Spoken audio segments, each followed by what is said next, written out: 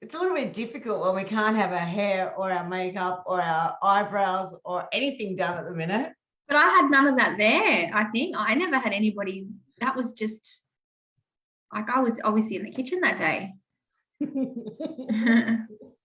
Anyway, hello, Amanda, and welcome.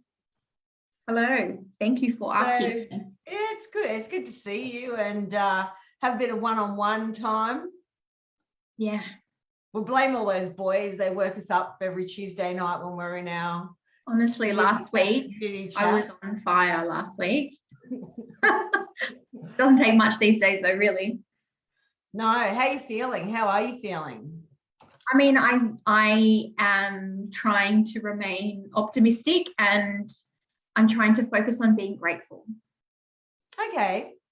And how's that working for you? Yeah, I think today, yeah, I mean, today was a grim day as far as numbers go, but I think, you know, I'm at home and I'm safe and my family is safe and my team are okay. And I think, you know, we have to remain optimistic of good things to come, I guess. Because it's not only the restaurants that, so let's just like go back a little bit, just let's backpedal. So you're the executive chef of the Sam Prince Group, and within that group, you tell us what the restaurants are. So within that group, we have 3 restaurants in Sydney: Mexico, Indu, and Kid Kyoto. And we also have Indu and Mexico in Melbourne, which we opened in November last year, just after lockdown, just before Avalon shut down here. So we have five restaurants that in normal times would be thriving. At present, Indu and Kid Kyoto are sadly the door shut, but we have merged the team and we are still operating Indu, Kid Kyoto menus from Mexico. So when we talk about the 3 different restaurants, I mean, they are 3 very, very different restaurants. Very different. different. Is like, it's not, you can't, it's none of it's the same. So how do you get that level of understanding of how to do, you know, pay tribute to those different cuisines? Well, I think, you know, each of the venues are so different and they have an identity for themselves, and the identity existed prior to me coming on board. You know, I guess you would say Kid Kyoto was a newborn baby when I came on board. It was a few months old, so somebody had already birthed it and given it the identity that was intended for it. I came on board and helped solidify and strengthen the team. We had a bit of a shake-up. You know, any new restaurant has to find its feet, and that takes time. You just don't open, or normally you just don't open to a, you know, raging successfully restaurant. It takes time to grow and identify its weaknesses and its strengths and play to the strengths. So I was part of the team that helped push Kid Kyoto to its strengths. You know, we have an amazing team that are incredibly resilient, and a lot of them are have been there since the business opened. So I think, you know, part of the success of Kid Kyoto is the retention of staff, and everybody believes and buys into the brand and, you know, executes it well time after time. I think circumstantially we were in an incredible position before this existing lockdown. You know, we have an amazing head chef, Reese, who is incredibly creative, and he's been there since day one and grown from, you know, his position of CDP to head chef in the time that Kid Kyoto's been around, which is 3 years. Coming up 2017 it opened, so at the end of 2017, so it's coming up to another birthday. But I think, you know, Kid Kyoto really found its feet in the last year, I suppose, in and out of COVID, and we've proven that, you know, we can come back from COVID and it can be a strong contender, I guess, in the Sydney dining scene. Indu, you know, the team at Indu as well have been there, you know, before I came along, as more junior employees, and they've grown within the business under me and the existing management team that we have. And I think that Indu is a passion project for Sam Prince, our founder.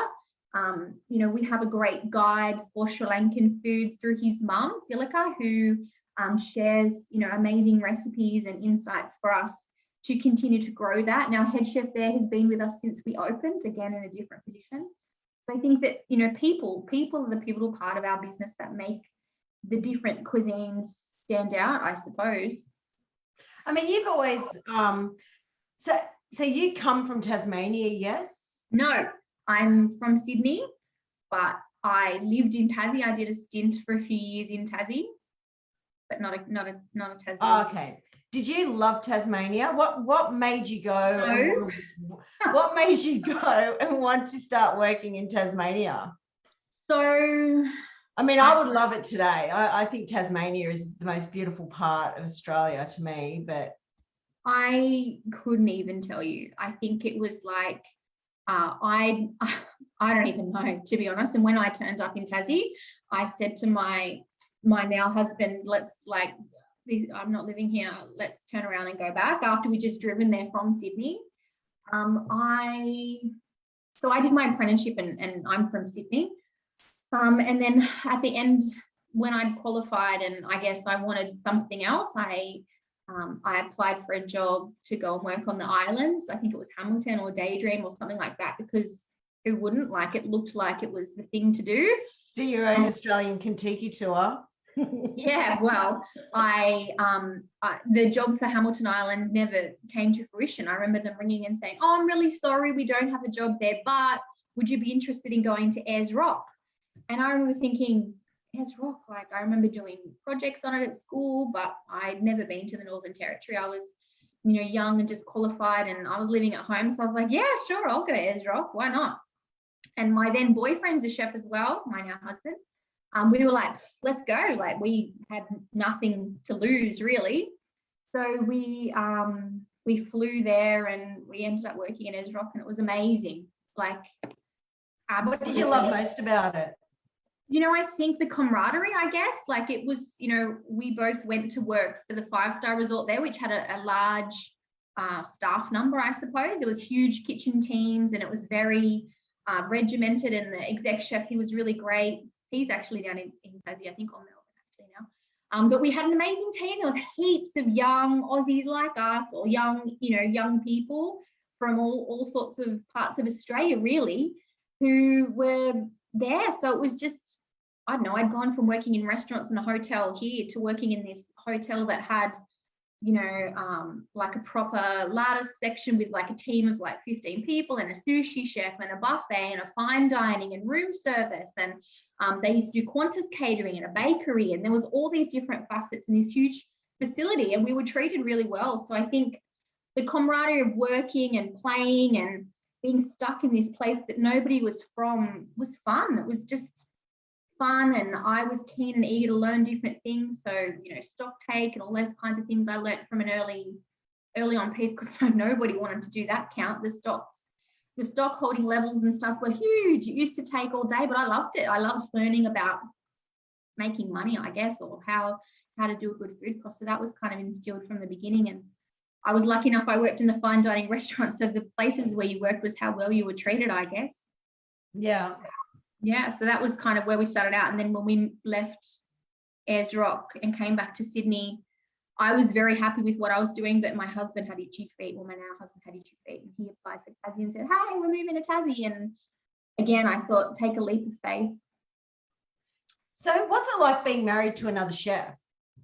Hot, like, it can get quite heated at times, because we both have a lot to say, I suppose, and the conversation is difficult to leave at work, because there's that level of understanding of day-to-day stuff. But I mean, I think all in all, it's good, because I like to think that we're efficient and we can do multiple, have a lot of balls in the air at one time, because you just it's kind of ingrained, I suppose, from running teams in kitchen.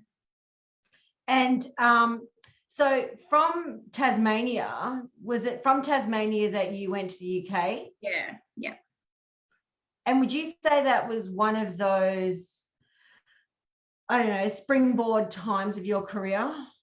Yeah. So I had done a European Kentucky earlier before any of those movements in Australia. And, Tassie was never going to be a forever gig. It's too quiet, not enough shopping, not enough stuff for me and my husband. We grew up in Sydney, so we needed stuff. And Tassie was a good, saving platform for us to we traveled Africa and whatever. So it was a good savings platform, and it's a beautiful place for sure. And to get back to nature, and on your days off, go for bushwalks and stuff. And I think we left Tassie with the intention to get married and to go overseas, because I knew that, you know, that we weren't ready to have a family or anything. So we wanted to kind of chase some fun, I guess. And the intention to go to the UK was to get a job in a hotel and have a cruisy job and be able to travel. And, you know, it was a working holiday visa. That was what we went there on. So the intention was to purely work to facilitate the holidaying, but it never happened like that. Because you started working straight away? Yeah, so we, before we'd gone to the UK, we'd lined up lots of job interviews in Covent Garden with all the recruiters that wanted the Aussies. And literally on our way there in Covent Garden, we walked in off the street into the National Gallery in Trafalgar Square, just popped our head into the restaurant there and thought, oh, this looks nice, we'll just go and ask. And we were kind of like, we're two Aussie chefs, we're looking for a job. And they were like, oh my God, come through. So they literally pulled us through, I never talk about this, they pulled us through the front of house and took us out the back into this back passage of the National Gallery in Trafalgar Square. And yeah, some chefs had sat us down and they were like, oh my God, they sadly had just had one of their, I think their group exec chef or something, he just had a motorbike accident and passed away, or something quite horrendous happened. And they were, you know, singing for chefs, obviously, like everywhere. And in the UK, now that I know, but to have two Aussies walk in on the street was like, it never happened to me in 10 years. So yeah, they kind of pulled us through and were like, oh my God, when can you start? And we were like, oh,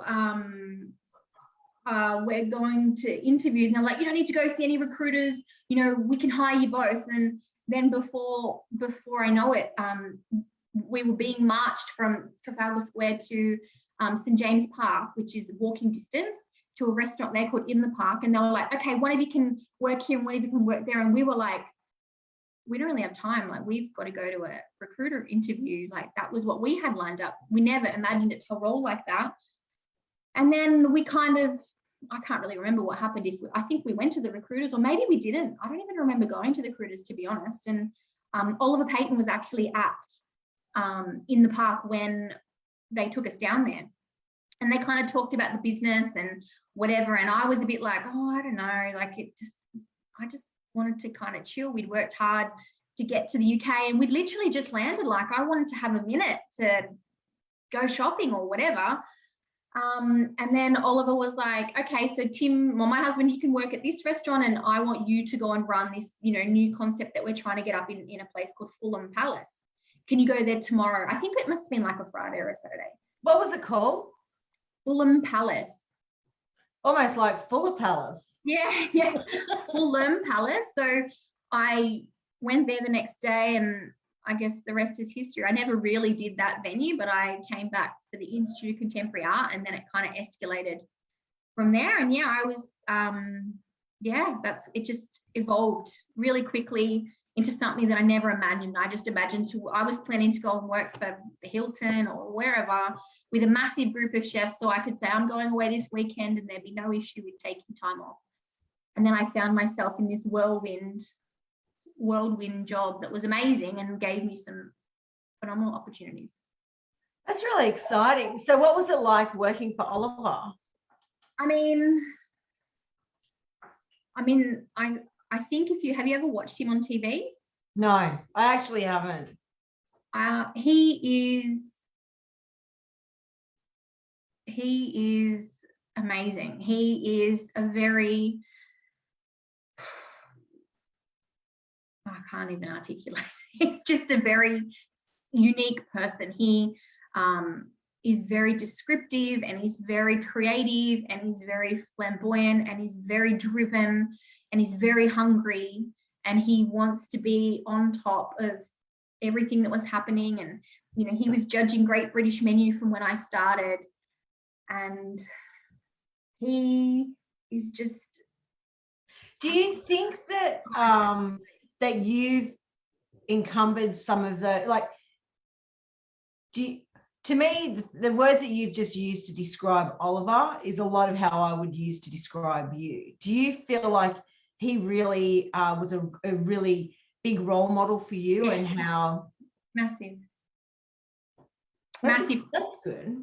I was always like quite outspoken, I guess, and I'm very black and white and I say what I think always, but I think he had this drive and vision to make something exactly how he pictured it, and I guess I was the girl that made it happen. He would say, oh, Amanda, I really want to do this, and then he'd walk off, so then I would have to work out a way, and I'd go, yep, no problem, and then I'd go, oh my god, how do I make that happen? And then I would just kind of make it happen. And a lot of things were off the cuff. He wasn't much of a planner. He wanted to surround himself with people that just got it done, I guess. And it was a volatile business by way that it was quite seasonal. The main restaurants were quite seasonal, and they were trying to be corporate, but not corporate, be boutique, but go into places like the British Library and the Royal Academy of Arts and the Wallace Collection and Kew Gardens and places like that, but kind of step away from the boring, spotless catering compass kind of vibe. No offense, but trying to step away from that and make things a bit more restauranty and a bit different and colourful and more cutting edge and using quality ingredients and educating people on the fact that we use good things and buying chickens that had a really good life and trying to reduce carbon footprint. This is like 15 years ago now, so kind of ahead of the times, I suppose. He was kind of a pioneer, I suppose, in doing restaurant things in institutions, I guess, rather than having institutionalized boring food, like really bringing it. That's exciting. I think Darren Templeman may have worked for him as well. He just said that Oliver Peyton was a legend to work with. So I'm assuming that he also had worked with him. Did you work with any other Aussies when you were over there? Yeah. Like in roles with us, there was definitely some Aussies that worked within our group. We had 16 venues at one point, and yeah, there was definitely a few Aussies that passed through. Not many, but definitely a few. And do you still stay in contact with all of the guys that No. No. I mean, look, life goes on. I mean, it is what it is, and it'll be interesting to see whether they come back into your life at some point as well.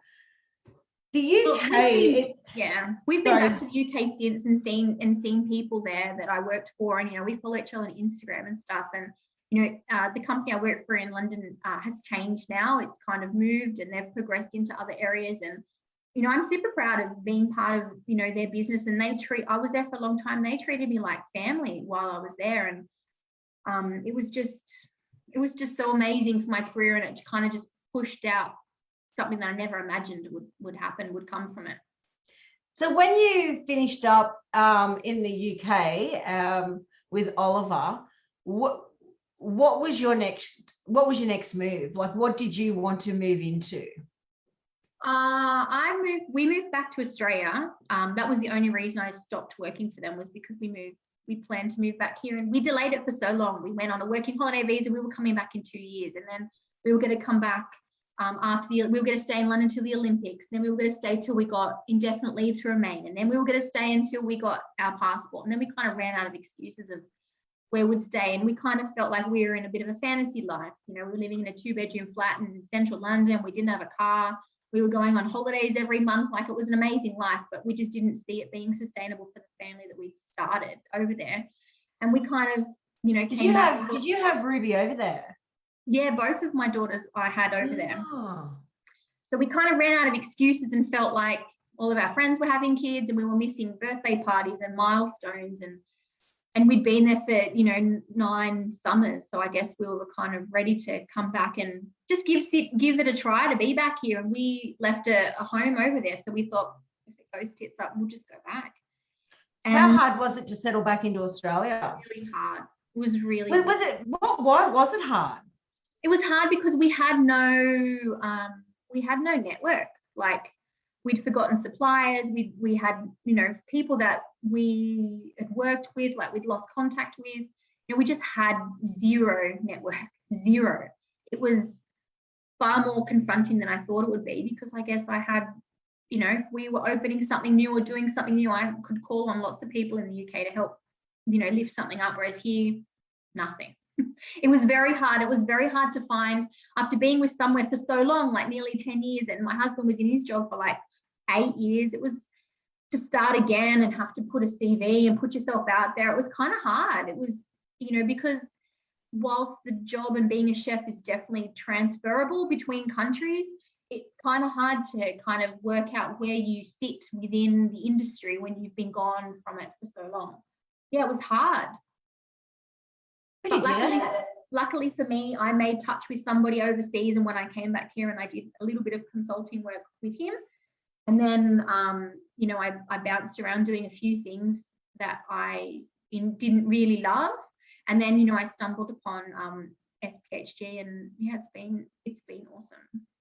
That's really, really good. So you had both of your daughters over in the UK, and then you had your little boy when you came, like, what, 18 months ago now? Yeah. Like, he was your COVID baby. Yeah. Here's these women that are going into maternity leave, and they're you know, they're going to mother groups and all the rest of it, and you poor thing, you had him right at the beginning of COVID lockdown last year. Yeah. It's crazy. That was your maternity leave pretty much done and dusted. Yeah, gone. It was gone before it began. Yeah. So tell me, what is it that you love most about being a chef? I love the opportunity to be creative, and I love being surrounded by people that have the same end goal. And I like people. I like working with different walks of life and learning from people, not just food stuff, but being, you know, in a close-knit, engaging atmosphere. It's actually quite amazing to me, because in all the time that we've been conversing and we've been talking about your journey today, food hasn't really come into the conversation. It's been the people.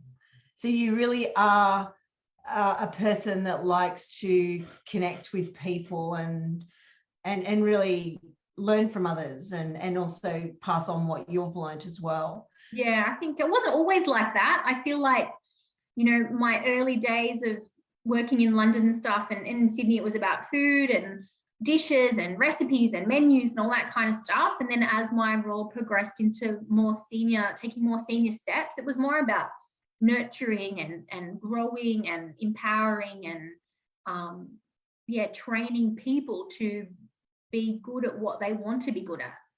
Yeah. And how do you go understanding what it is that people want to be good at? Because I find that, you know, over the years of being in this industry, that people have no concept of what a big world of learning it is out there. And I just sometimes wish that they'd take the time, because look, the people in this industry are so smart, and I wish that they could know that. Yeah, I think, you know, we're always kind of considered dumb chefs, I suppose, because we've left school early and haven't gone on to uni. And I'll often say that to friends of mine, you know, I'm not as educated as you, and they go, no, don't be stupid, you have different skill sets. I think, yeah, it's often perceived that we're very street smart, though. Yeah, I feel like, you know, it's often perceived that we couldn't go into year 12, like it just was something that we couldn't fathom. And I find that chefs in general are fairly emotionally intelligent as well, funnily enough. Problem solvers, yeah. And I think because we have to read a situation really well, we've got to be it's ingrained in us to be really organized and to plan really well. We've kind of learned to take in everybody else's feelings and emotions around us as well. Yeah, no, agreed. And I think, you know, coming up with solutions to people's feelings, or what they want to be, or what we need to execute, or what dishes we want to do. Yeah, for sure. But then we kind of get into the area of maths and accounting and food costs and labor costs, and it's an area of frustration when we don't take it seriously enough. Yes, it is, as you know, a big area of my frustration. You're being very controlled. The day is young. But you know, like when we talk about you get these consultants that can go into a kitchen and instantly shave off money on simple stuff. I mean, do we become complacent and a little bit demotivated? Like, why do we not see this? I guess maybe lack of incentivization, maybe. I think lack of a buy-in. Like, you know, I think, you know, you can either be an employee or you can be an employee, right? You can be an employee who has a personal agenda to get things right and to make things profitable and to get a grasp of it because you want to be a good employee and you want to be a good manager. And then I guess there's people that just want to be an employee and they want to come and go and they feel that they're doing the best they can within the rostered time frame, I suppose. And I think, you know, empowering people and incentivizing people to have a buy-in and treating the businesses like their own, I think that that's the best way to get results. And I think for me, that was instilled with me from my days in London, I guess. You know, I was very much empowered to run the business as my own. And I would have the sleepless nights about days that weren't successful or things that have gone wrong or things that had gone off track. And I think that that is a strength of mine, but it's also a downfall of mine because sometimes I know that I will worry and be concerned and invest time in things that I can't change. So I think finding the right balance, but I think, yeah, there's two types of people and incentivizing is key, I suppose, to get a good outcome for yourself and the business that you're involved in. Yeah, it's a bit of a minefield, isn't it? You know, we talk about the industry is starting to change insofar as the amount of hours that chefs are expected to work, the award. You know, we've kind of accepted, I feel, the raw end of the stick when it comes to what we accept in terms of remuneration and just what we expect as the norm. You know, it's wrong. It is. It's just wrong. You know, we talk about salaries and, you know, chefs are working 70, 80 hours a week and you're missing out on a lot of important days. But I think that it's changing. Do you think it's changing? I can't think of a time where, like, it's been a long time where anybody that works with me, for me, alongside me have done hours like that. And I think that the stigma and the thought process around it is aged and it's boring and it's tiring and it just doesn't happen. And if it is happening, then you need to look at yourself and why you're doing it, because, you know, it's not the way that it's done. You know, I think I haven't done hours like that in a long time, and people that work for me haven't either, unless there's been, you know, an absolute catastrophe, which I can't think of one time. I think that, you know, that it's been a long time, Vanessa, since I think that's been the case. And I think that the storyline of it is tired and it's not relevant. And if it is relevant, then, you know, you need to look at yourself and why you're doing it, because and I think that that's what I love about the next generation kind of coming through the ranks. Because for us, when I went through mine, and I mean, I'm now at that more mature end of the scale, we didn't even think to question it, you know. And to be honest with you, I didn't really not want to be in the kitchen. So for me, it was, I was learning, I felt I was relevant.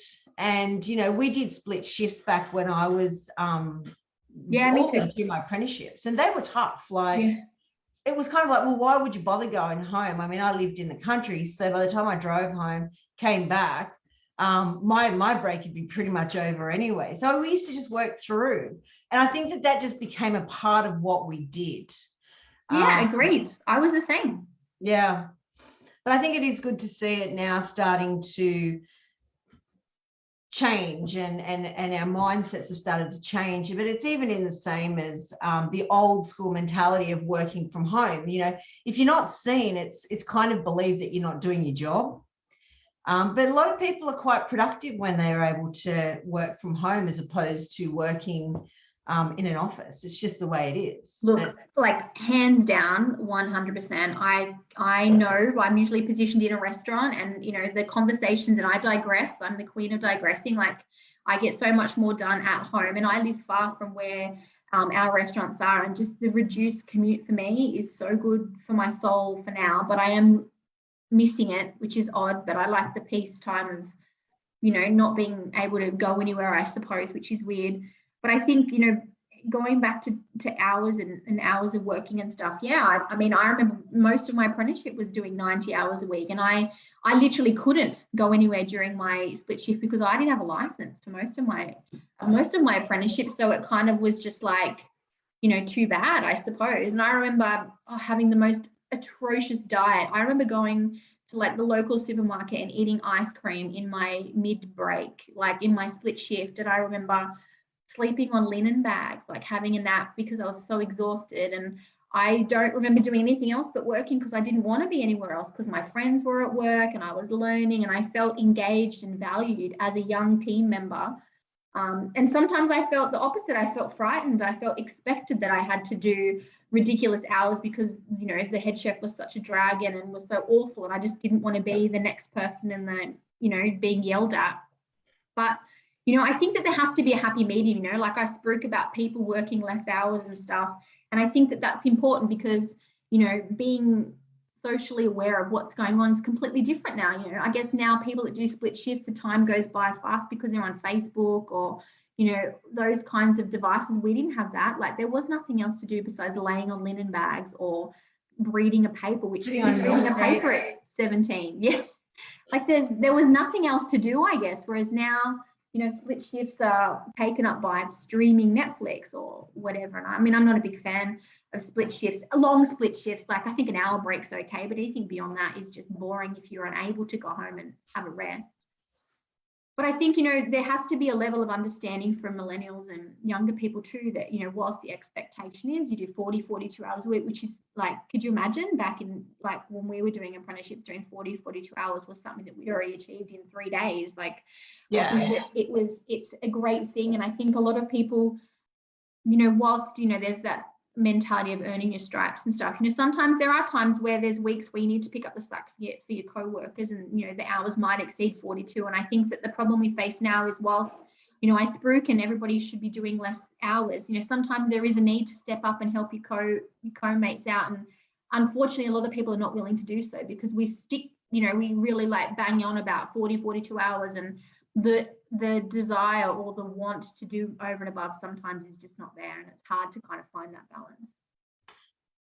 So moving left a little bit, and it's probably a question that I don't particularly feel comfortable asking, but for the sake of maybe people that are listening, how have you felt being a female in this industry? Have you ever felt that you were treated differently, or that you were, I don't know, you've always had to work harder to prove yourself? I'm just really interested in your stand on that.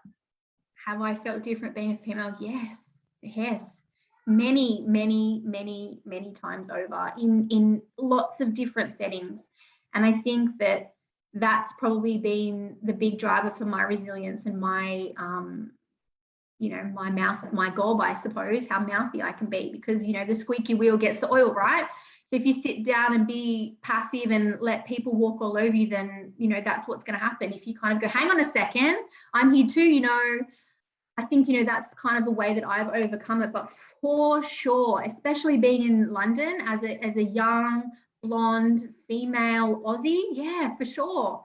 Totally felt completely like I had to work so much harder than the others who were doing the same thing as me. I always felt, that I was unable to ask for the money that I knew that everybody else was earning, because I just didn't want to rock the boat, or I didn't want to raise it. But, I remember covering for chefs before I got into the more senior role that I left on. I remember working and, making sure that everything was immaculate so that old mate could have the cruisiest day tomorrow because Amanda had done all the work the day before, until one day I was kind of like, well, he's not doing that for me. Like, you know, there has to be a reciprocal arrangement. If I'm busting my guts to make your day easier, then what are you doing for me?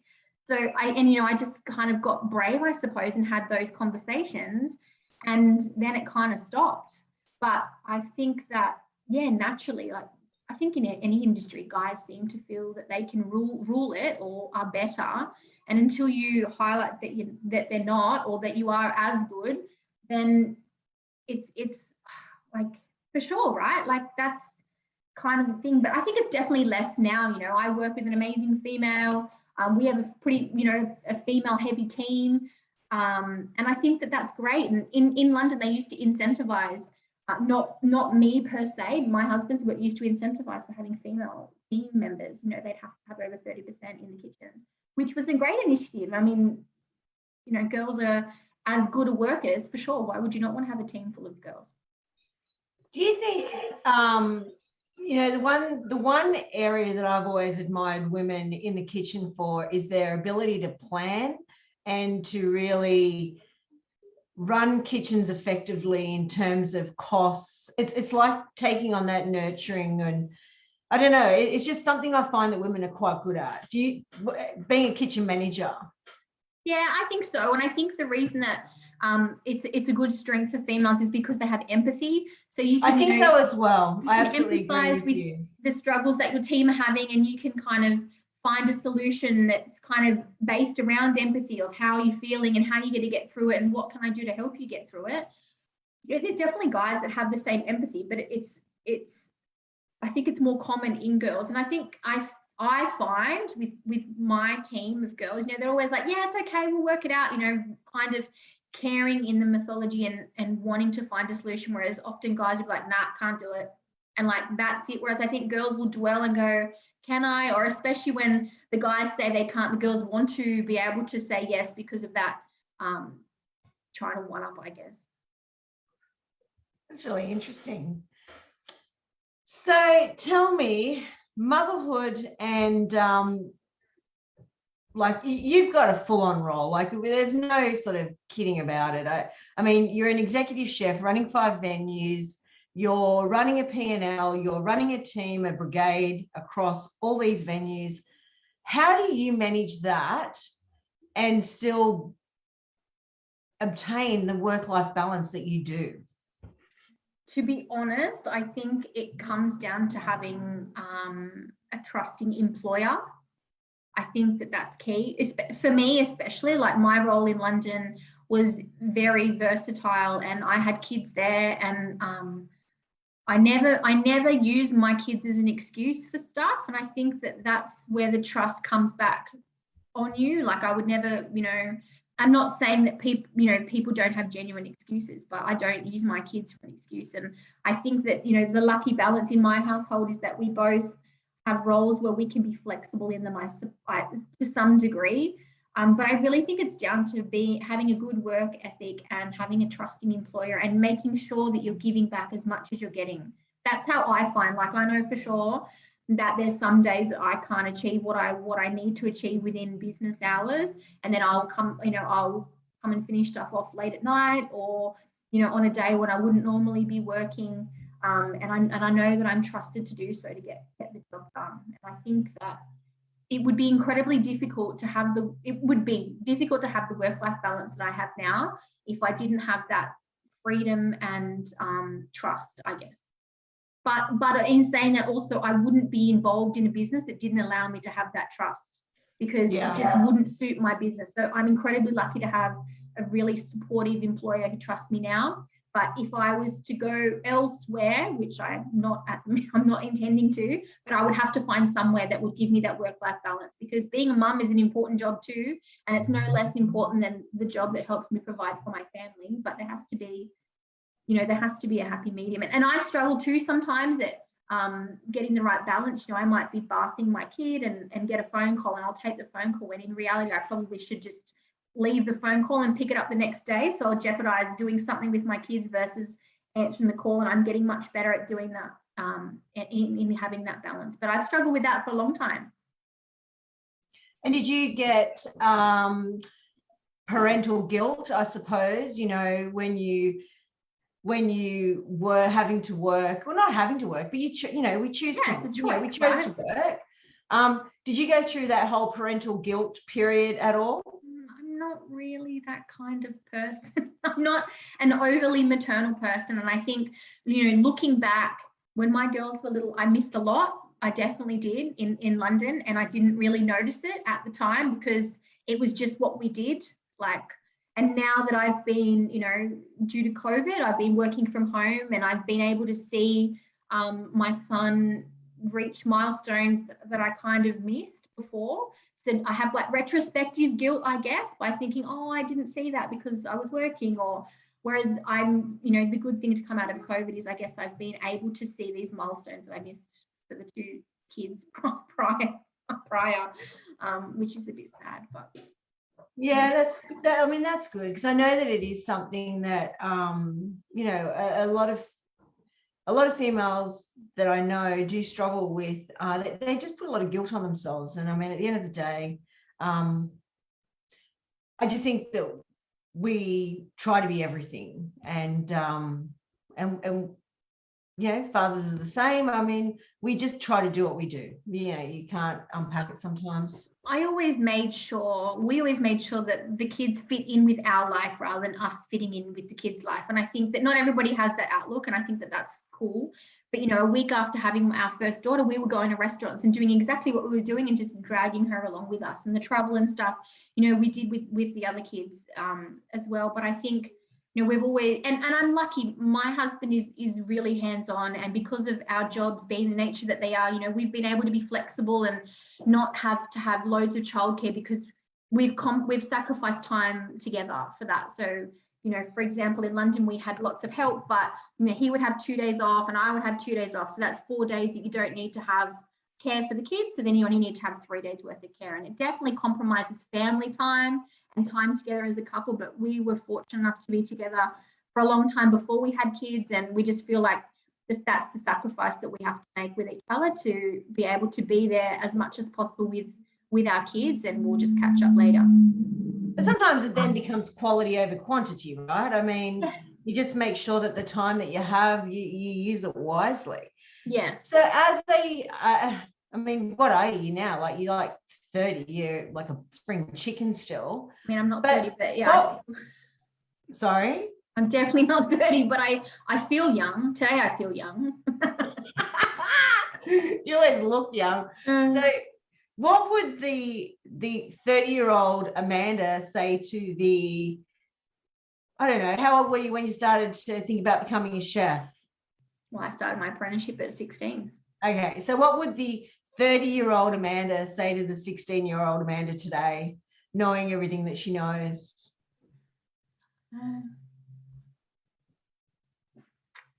I don't know, let it go, I guess. Don't hang on to things, or I invest a lot of the time. And I think I would probably tell my younger self to be less invested, I suppose.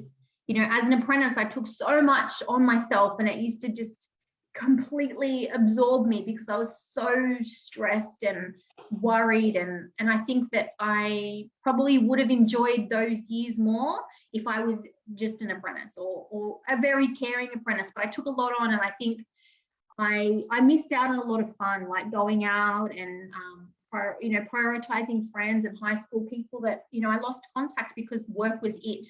That was it. That was all I did. And I think I probably should have lived. I should have lived a bit more. Okay. And what is the what is it that you want to do? Like, what is it that you aspire to be? Look, I think more than ever, like, I've always been passionate about growing people and empowering people. And I've just finished my training and assessment qualification, and I really feel strongly about I want to be involved in helping grow people and educating people on how to be able to have, this kind of career without the stigma that comes with it. So how do you do that because you are opinionated? I mean, I think that's why we get along so well, right? You are opinionated and you don't suffer fools very easily. How do you mix that in with growing people, and what's the approach that you take? I don't even know how to answer that. I don't know how to answer that. I don't know. Well, like you've had some employees, I would imagine, over time that have probably like pushed you to. Yeah.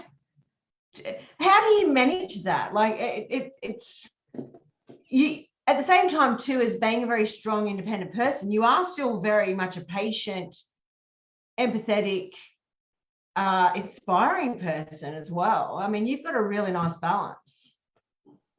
I don't know how do I want to approach that though. I guess I don't know how to answer that.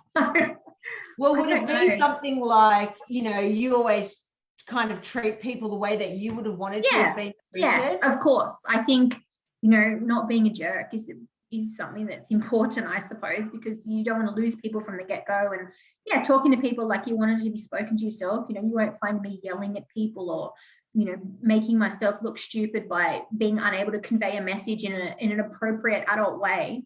I think that just being honest, I guess, like if you're not doing a great job, I'm going to tell you you're not doing a great job, but I'm also going to back it up with telling you how you could do better or give you some constructive ways to move forward. Oliver was not very constructive at times. He'd be like, yeah, you need to do this and this, or this is crap because of this and this, but he would never be like, but if you did this, because he always felt that that was your you should know the answer to his vague comment. But I think, I mean, who doesn't want to be spoken to appropriately, right? There's obviously times where things get heated, but if you're going to be a jerk to someone, you're not going to get the result that you're looking for, regardless of how you package it up. Absolutely. And if you were to have a dinner party, right? So if you had a dinner party and you were able to have 10 people around that table, and it could be past, present, or future, who would be the 10 people that you'd choose to have? Oh my God. 10's a big number. 10's a huge number, but hey, we're in lockdown, so I figure 10's a pretty nice number at the moment as well. I don't know. I think that there's people that I'm interested in their journey because I know that it hasn't been easy. I'm not particularly invested in them all the time, but there's definitely people that intrigue me, like Oprah, for sure. Like the amount, and I know that you would never expect me to say that, but for sure, Oprah. Who doesn't want to? I actually totally expected you to say that because Oprah and Dr. Phil are two of Oprah used to be one of my favorite people until I went and saw her live. I hated it so much. I don't even watch Oprah anymore. Well, I think Oprah stopped. I don't know. I was never a huge Oprah fan, like Oprah watcher. Obviously a fan. Most people like Oprah. But I think Oprah would be interesting because I think she'd have an insight to lots of people from all walks of life. I like Dr. Carl. Dr. Carl. I do, yeah. I think he's interesting. I think that my days of listening to Triple J and whatever, I think that he's got interesting insights to random stuff. I think Sky Gingle, I think she's got a really interesting story and she's got some beautiful, beautiful, beautiful restaurants in London. And, she's had some struggles. I think she would be a cool chick to sit around the table with. You know what? I like Gordon Ramsay. I think that the stories behind the things that he's done out of the kitchen, I think it's interesting. I really love how he's a family man and he does TikToks with his teenagers. And I think that, it would be interesting to get to know the real him rather than the facade that he puts on for the TV. And it doesn't have to be chefs, mind you. I would love to have someone from the Sex and the City, the Sex and the City series, because I think it was such an iconic TV show. I remember finishing my chefing shifts and sitting out into the TV area of the place that I was working in and watching it with friends. And friends that I used to sit with then, have become lifelong friends of mine. I think, some cast of that would be cool. I love, this is like a secret, like a guilty pleasure, Entourage, Ari Gold from Entourage. His character spoke to me on so many levels. I thought he was so awesome to watch. He was such a jerk and he handled people terribly, but I think that character would be interesting to have a meal with. I think that my boss, Sam Prince, I think that he would be a super interesting guy to have a meal with because he's got, a wealth of knowledge of all sorts of random stuff, from basketball to eradicating diseases, and he's got this great vision of things, you know, that he thinks that are going to happen in the future and things that he wants to happen. He's always cool to hang out with. I think that Oliver, like my old boss, he was always interesting and incredibly entertaining when he was, you know, when he was on a good point. I would love to maybe sit down with Dr. Kerry Chant and have a discussion about what a shit show her life has currently become and how she's been thrown into the lion's den, literally, about, you know, for all sorts of reasons. That doesn't have to be nearly 10. You've done pretty well considering you just didn't think you'd be able to do it. Yeah, I think that those people all carry different would bring something different to the table. It wouldn't be the normal, I want to talk to, you know, Marco Pierre White or whatever. I just think people that have had interesting journeys are what appeals to me. I always find that question really interesting because it says a lot about the person without them realizing it. And I mean, all the people that you've just explained are very inspirational. They're very much a, you know, they're bigger than now type personalities, but they're good, kind people, right? I mean, even Gordon Ramsay, he has that TV facade, whatever. But you know, any chef that comes out of there says, yeah, he's tough, but he's fair.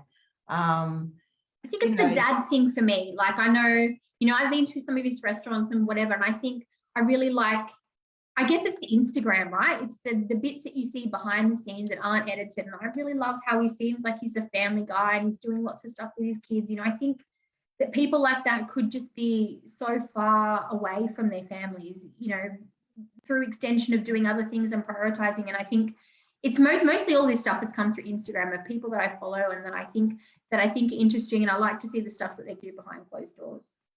And he'd be your chef. Who are you going to get to cook the meal?